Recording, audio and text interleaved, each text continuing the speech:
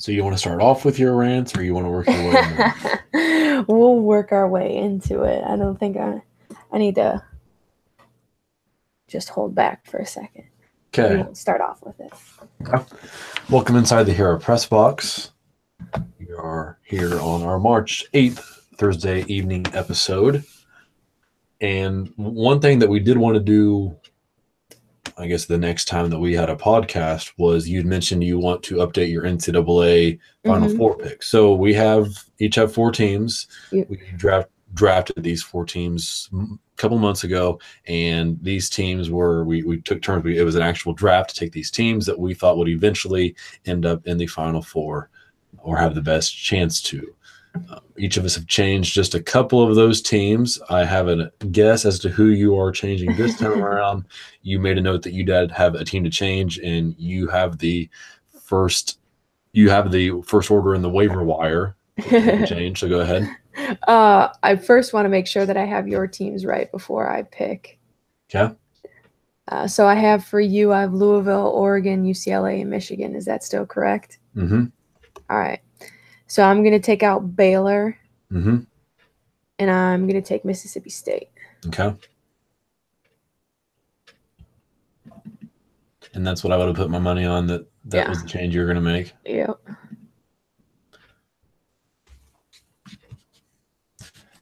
And I'm going to leave mine same. Any other changes that you want to make? No. When's the last time we can make a change? Are we going to allow changes throughout the tournament? No. Oh, okay. All right. It'll be last chance for us to change is Sunday, the day before. Yep. Selection Monday. All right. And I'm sure that you have a reason for your change. Yeah. Moving away from Baylor, as Christy Wallace goes down with the torn ACL. Baylor Bear starting point guard. Mm-hmm. Okay, so that change has been noted. Mississippi State moving into your slot for Baylor. Okay.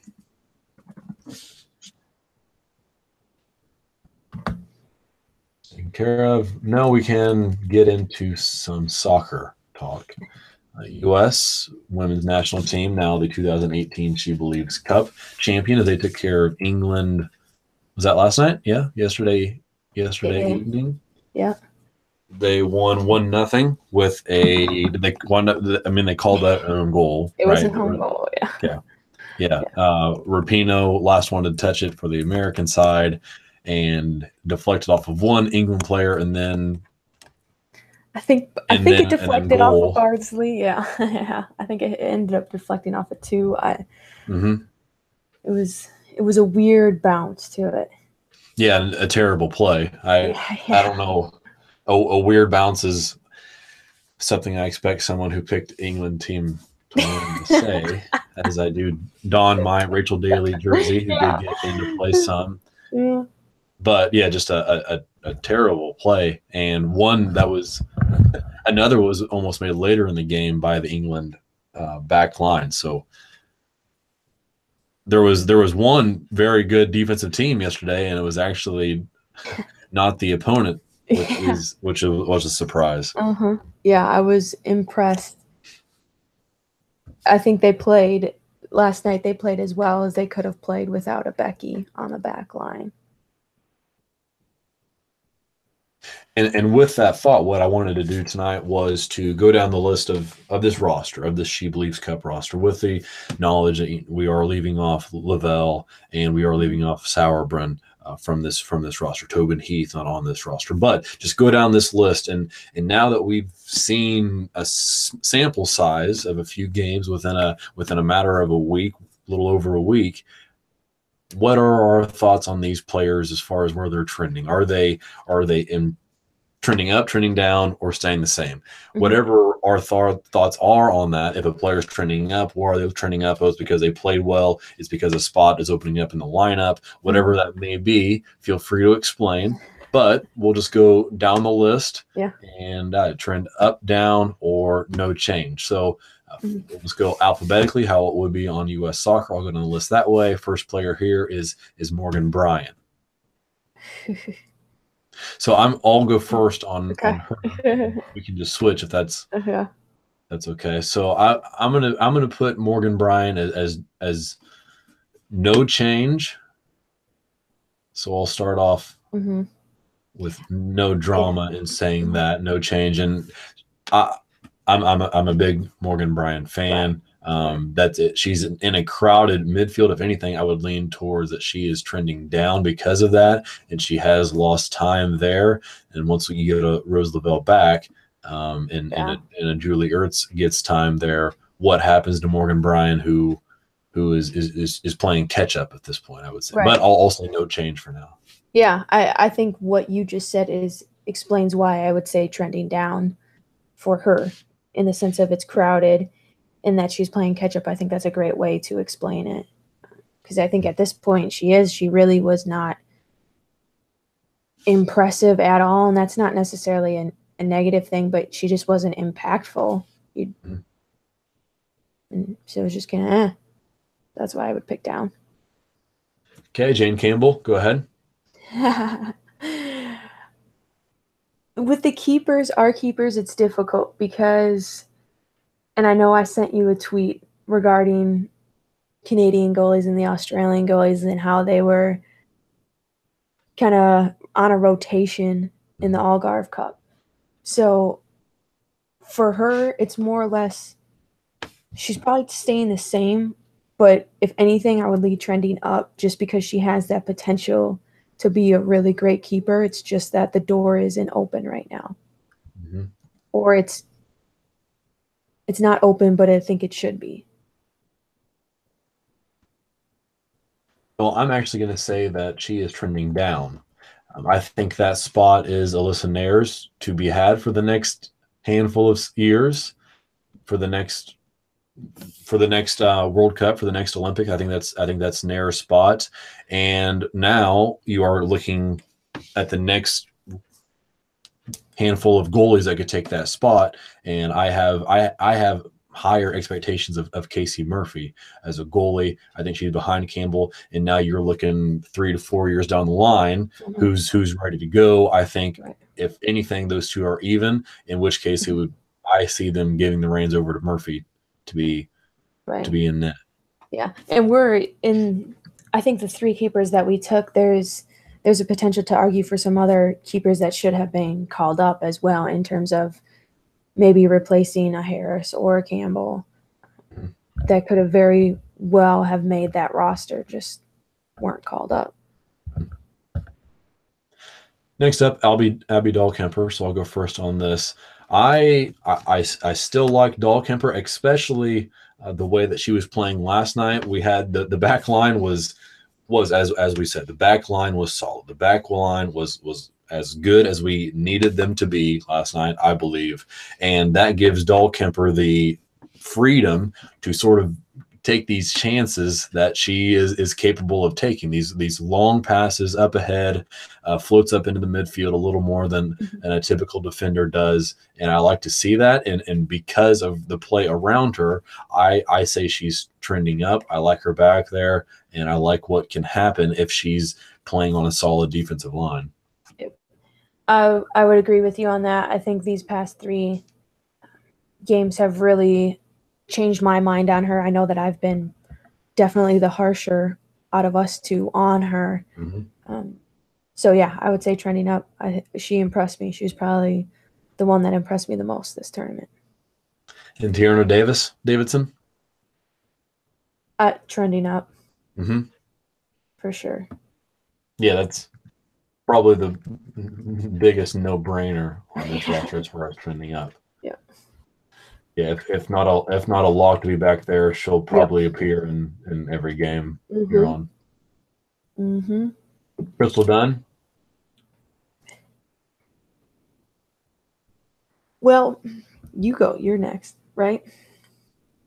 So I want to hear your take. Yeah. But Crystal Dunn, I'm going to say trending up, which is a complete 180 from where I was at last week.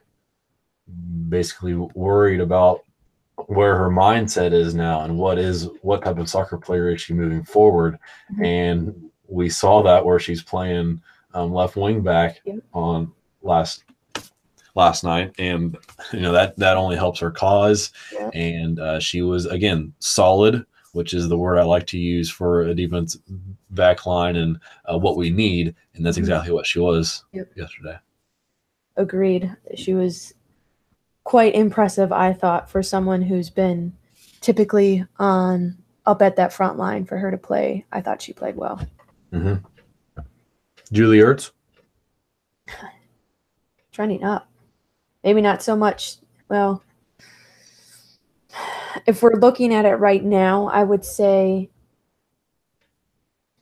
that she's probably staying the same, but trending up at the same time. I don't think she had necessarily that great of a tournament, but it wasn't like she was necessarily non-existent. I think she was out last night. I think she was injured, which, you could take as trending down, but depending on how the way you're looking at it. But I would say up. I think she's been trending up for a long time. And I would agree that she has been trending up. Now I'm probably going to put a pivot on it and say that she is trending down. Mm-hmm. There are a lot of players that, just like Crystal Dunn, we just mentioned, there are a lot of these utility players that can play anywhere, and I give Julie Ertz full credit for being one of those players. But now as she gets older and older, and sort of a different utility player, I feel like, than all these other players. So I worry about her establishing herself as a constant enough in this lineup to make as big of an impact as she had before. It's a revolving lineup, and I'm curious to see how she fits in with that. And there's a couple other players on this roster that I would say the same thing about. Mm-hmm. Ashlyn Harris trending down. Yeah. Yeah. Lindsey Horan for you? Trending up. I think she was one of the more solid, if you want to go with your word, solid, impressive players this tournament. I think she always has been, and I think she's one of those players that's actually been underrated. Her skill is incredible. It's just a matter of her essentially making that connection between, depending on the lineup. I think that's been the issue at midfield, is that everything has kind of been switched up. So to be able to build from the back up, it's been difficult to do, at least consistently. Yeah, I would say trending up as well. And obviously players get banged up throughout the game. Multiple players do. And she was one of those that happened to, if maybe not yesterday, but the game 2 of the She Believes Cup. And it's that always tells you, one, what you think of the player, and two, maybe how much that player means to the team. Because when she went down, she's one of the players that I instinctively think, this is this would be bad if she's out, as opposed to, all right, well, let's take her out and we'll bring a sub in and they'll be fine for the next 45 minutes. But Horan's different for me. Yep. Okay, we did not plan this, but I get to go first. Sofia Huerta, I got trending up. She is one of these utility players that has. I know Julie Ertz isn't old, but the notion of you can't teach an old dog new tricks. Mm-hmm. These younger players that have been taught to play these multiple positions as they've been very young, like a Sofia Huerta, who has experience up, well, basically at all 3 levels of the pitch. For her to now play defense, where she looked okay last night, and then obviously supportive of her as a forward role, trending upward. She's going to get minutes in this lineup. Yeah, I would say based off of this tournament, I would say trending down, just because she didn't see the pitch. I think last night was the first time that she saw the field, if I'm not mistaken, which that I don't think that has anything to do with her skill level. I don't think that's anything that's on her. I think it's an issue with the coaching staff not knowing where to put players where and where to use them, and use them in the correct way. So, in that sense, trending down. But I think she's trending up as a player, but just as of lately, based off of minutes given, trending down. Will she ever get to a point where she regrets not staying as a Mexican international? That's a harsh question. I would. It depends on if she makes a World Cup roster and an Olympic roster. If she doesn't make either one of those, I would say then there's probably some sort of regret in there, because she's a constant, most likely on the Mexican team, and a for sure lock on the roster for both the World Cup and the Olympics. So that's if she doesn't make it. She's got to be questioning it. Carly Lloyd trending up or down? Down. I would agree. Yeah, this is she's probably just started the engine, but she's sort of riding off into the sunset, right? I mean, this is that stage of her career. Yeah. Which remember that I say that as we talk about older players when we get later in the roster. But first, Allie Long. She is that other player that can play multiple positions, but where exactly does she fit? How does this all jive together? So because of that, I would say trending down for Allie Long. Yeah, I would agree with that. I think, especially within the past year or so, she saw more minutes for country than she did for club, I think, within the last year. And then this kind of tournament, she didn't get as many minutes as I thought she was going to, which is understandable. But yeah, so I would agree, trending down. McCaskill? I would say trending up. I would say trending up too. I think this coaching staff really likes her, which is obviously beneficial to her. Yeah. Whether or not she becomes an Amy Lepelbit is yet to be decided. Is she already almost there in your mind? No, she's got a long way to go. Everybody has a long way to go to become an Amy Lepelbit. Okay, next on the roster, Alex Morgan, who I will say is trending up. And I think anytime she has a run of health, which is always what my factor is with her, I think anytime she has a run of health, she's trending up. But then when that stops, it is a hard and heavy crash on that trend for me. And I'm selling every stock that I have in her. But for now, stock is up. Yeah, I agree with you there. And eventually we'll get to Chris Henderson. And I don't know if John Lippitz has had any hands in on this, but they ranked the top international players based off of different scoring systems of their international contest over the previous year. Alex Morgan was up there, was in the one of the top tiers of those rankings. So that rating system we'll have to get into eventually, maybe this summer as we get into more soccer talk, but something to keep on our agenda for later in the season. Next on the list for you, Alyssa Naeher.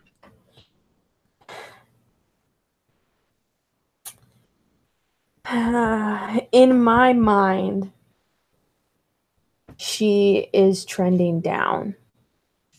But the way that she's been given minutes, she's been trending up. I think that she played better in this tournament. I think last year was a very, very difficult year for her. I was not impressed whatsoever, and I thought that there was room for someone to take over that number one spot as keeper for more than just a game here and there. But she impressed me this tournament, but I'm still, in my mind, she's trending down. And I'll say no change. I'll say no change because that's her spot to lose. She hasn't, and she's right there in the middle. She hasn't done anything to say, okay, we need to make a change, and she hasn't done anything that says hope who. So she's somewhere in the middle there, and I'll say no change. Right. Next on the list, Kelly O'Hara. Mm-hmm. Maybe the most difficult for me to decide up or down on this list, Kelly O'Hara. And I might not be able to say up or down. I might say no change for Kelly as well. At least I don't. How much time did she get to play this tournament? I think she played a ton, if I'm not mistaken. Just not this. Did she? Did she play yesterday? Yeah, I think so. Okay. Was she was left wing back before Crystal Dunn came in? Yeah, let me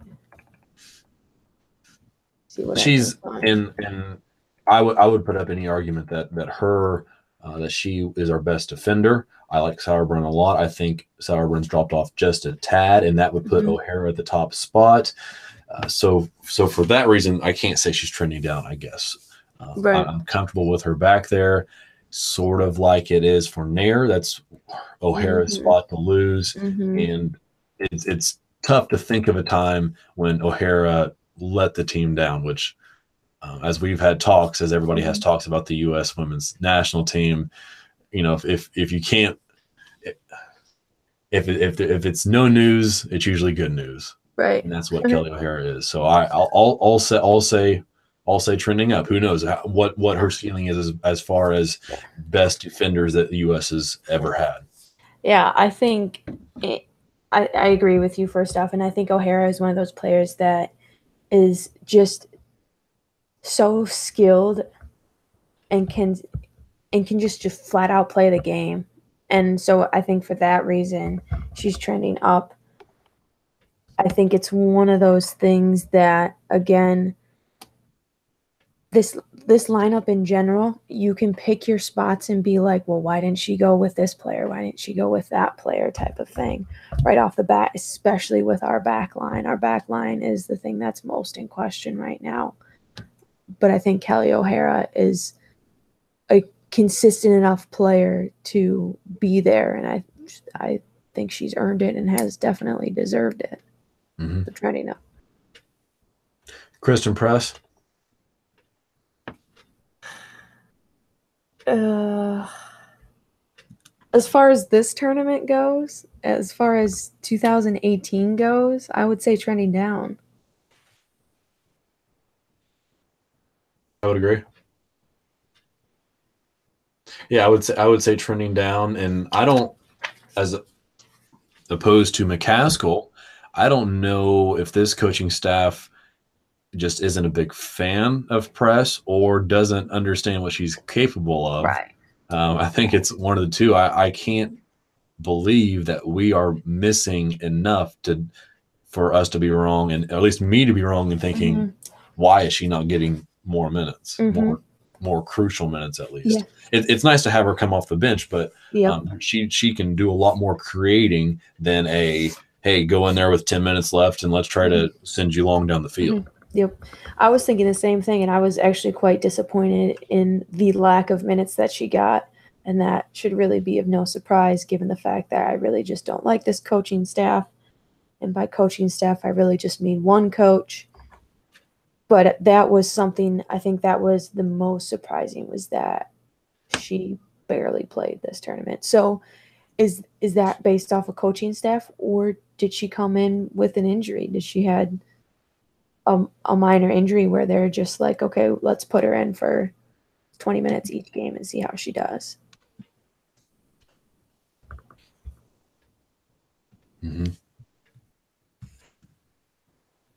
Mallory Pugh.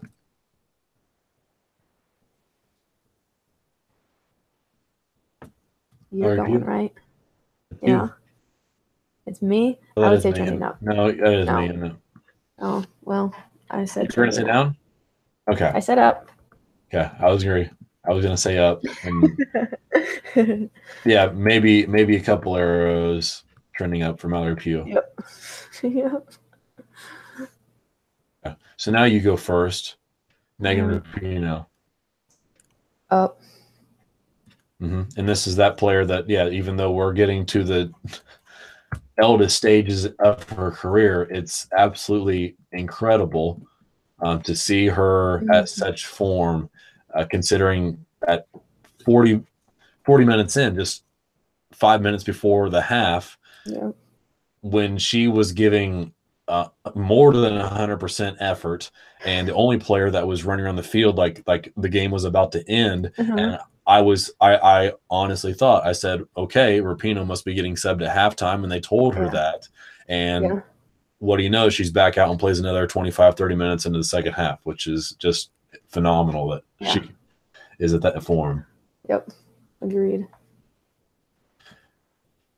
Okay, Casey Short, for me, trending up. This is I think once Sauerbrunn, I don't think Becky has a whole lot of tournaments left. I think we talked about that on here before, which is going to be sad, but I do think Casey, and scary. But I do think Casey Short is skilled enough and ready to make that leap and have more pressure put on her shoulders for this team.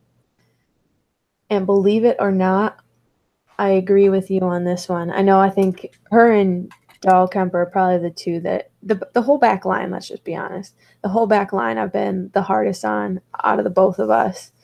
And so I think she's trending up. I was impressed this tournament with her. Okay, Taylor Smith. Down. Yeah, I would say down, and that was a quick turnaround for her. She had a 15 seconds of fame. She did okay. She did pretty good, and I don't know. It was. I guess that was kind of expected from her, that it was just an appearance. And hey, you've earned a spot. You've earned a spot. Let's see what you got. But there's better just around the corner. Yep. And what's interesting, going back to Chris Henderson and his Instat statistics that he has, which I have become to love and was looking forward to them after every single match this tournament. So I hope that continues and that he does that.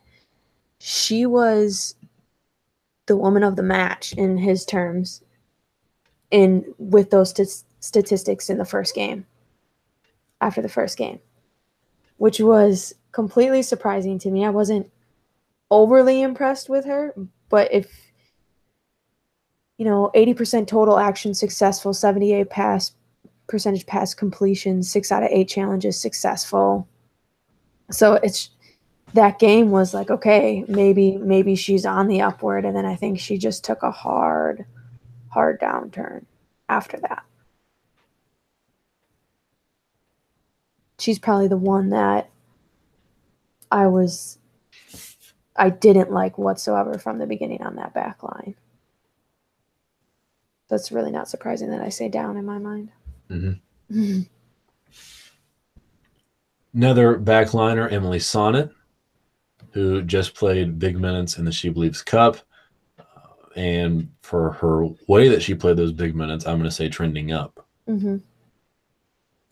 She's been someone that I've been saying from the beginning, why hasn't she been called up more often than not?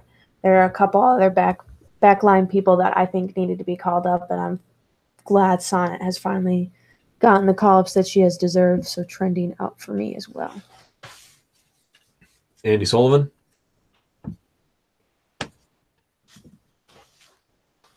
I'm probably going to say stay this or no change.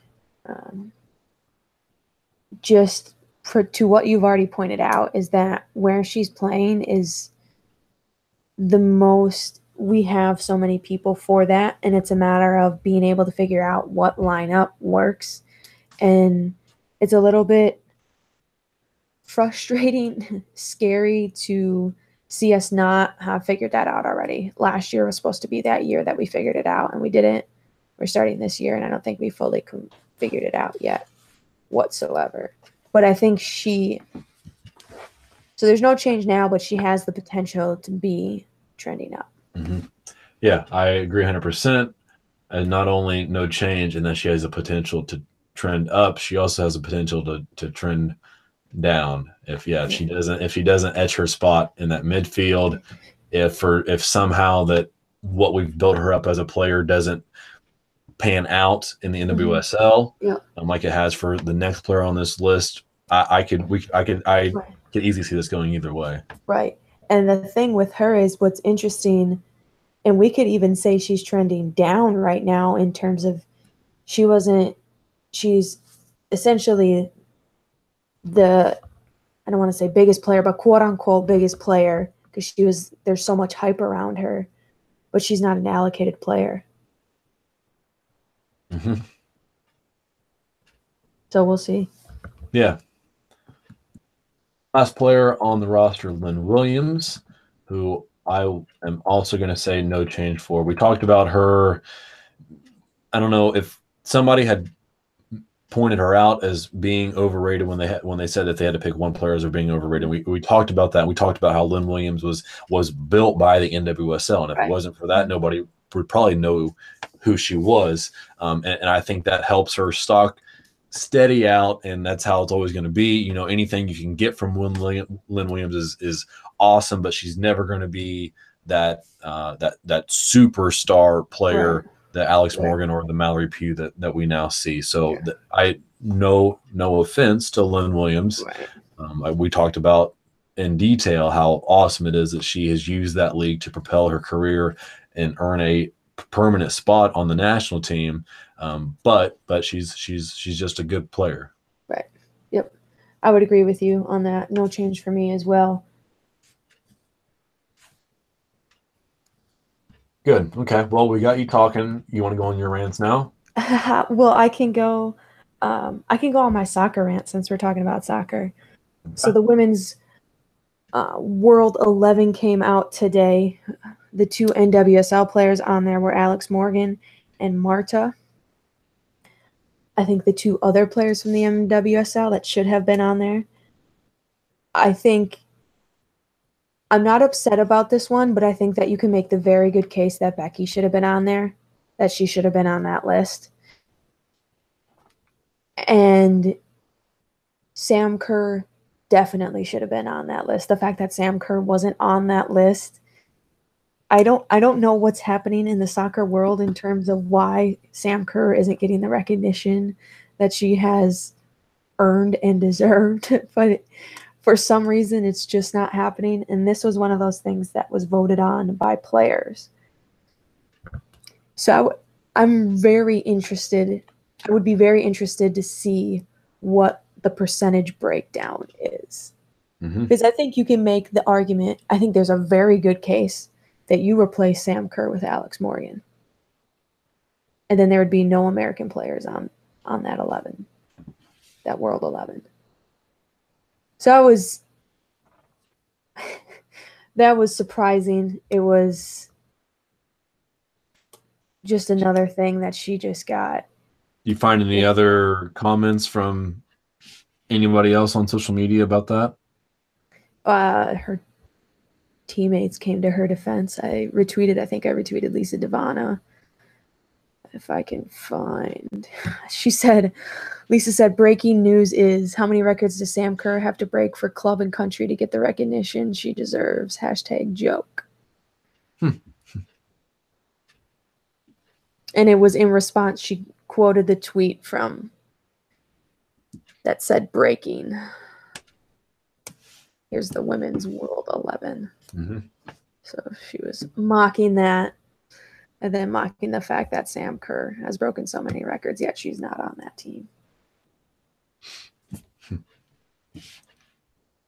So you're saving your other rant for another time? I can save my rant for another time. We can wait till tournament time for me to get there. Okay. That's fine. Only other thing that I wanted to do was give our hockey update, NWHL and NCAA. NWHL, we are 2 weekends away from the playoffs, so there are all 4 teams in action on Saturday, March 10th, as the Buttes are traveling to Connecticut, and the Boston Pride are hosting the Metropolitan Riveters. For the NCAA, that bracket is now set. Their top 4 seeds in the tournament are Clarkson, Boston College, Wisconsin, and Colgate. Wisconsin got the 2 seed. They are hosting the Minnesota Gophers, which has been a topic of discussion in this group, as Gophers will be traveling to Madison, and Ohio State will be in Boston at Boston College, Northeastern at Colgate, and Mercyhurst at Clarkson. Those 4 are all at the top at the seeded teams home rank. That is a winner advance, and if you do win, you are headed towards the Frozen Four. So we are a week away from the Frozen Four, and maybe a week away from having our own hockey analyst, Marcus Tekla, back on to talk about the NCAA and the NWHL as both those wrap up. And we still can get into USA and Canada, which I know you want to. We can get into that at that date, if that's fine with you. Yes, it is. Okay. Anything else on your list you want to cross off? No, it can wait. It can always wait. Okay. I saw your tweet. I've got my tweet lined up to send from Hera Press. So I was pretty entertained with myself when I I remembered what mine's going to be.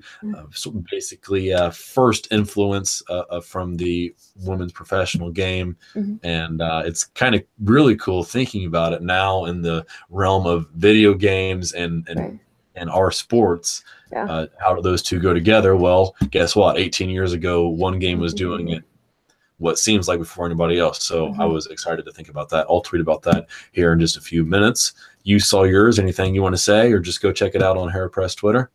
Yeah, I would say that's the person that I tweeted about, the team that I tweeted about is probably the most influential team, the most influential person that impacted my life. Obviously, at the sports level, it's my favorite athlete. And she'll always be my favorite athlete. That's never going to change.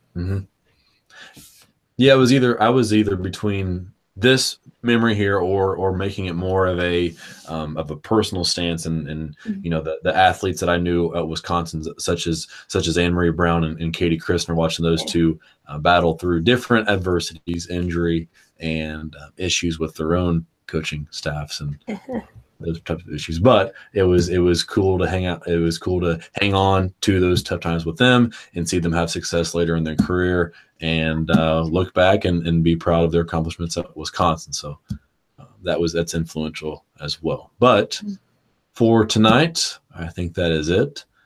So if all goes well, then Sunday, I think we should be all set. And if that's the case, we'll see you here on Sunday afternoon. Thanks for stopping by the Hera Press Box.